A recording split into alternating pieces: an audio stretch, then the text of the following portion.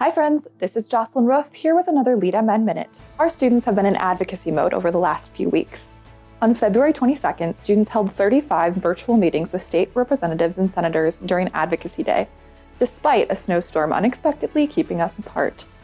Students shared their stories and advocated for college affordability, universal FAFSA, and increased support for student basic needs. In addition to holding meetings, students have also been testifying on bills related to college affordability. I'm really grateful for all I've learned about student loans and finances through my college career, but I sincerely hope that future students don't have to struggle through the same obstacles that I had to. This tax credit would have an impact on so many students' lives, and as we've seen, individual lives are constantly changing. From the past 2 years, we've learned how uncertain circumstances can really be. I believe it's time to provide more opportunities for students and graduates to find economic security. This past week, students traveled to the nation's capital to discuss higher education policy with the Department of Education and members of Congress during our annual DC Summit.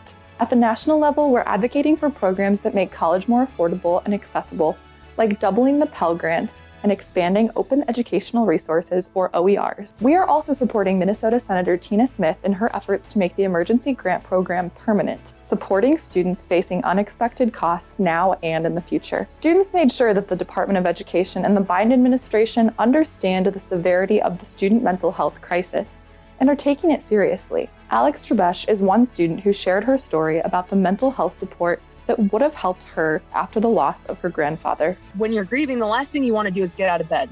So I think if I would have had therapy at my fingertips, that would have been so beneficial.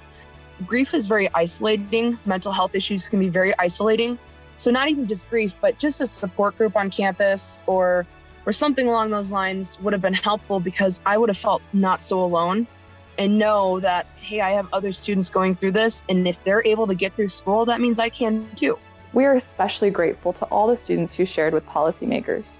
Your stories are what make all the difference. I'm Jocelyn Roof, and this has been your LeadMN Minute. We'll see you next time.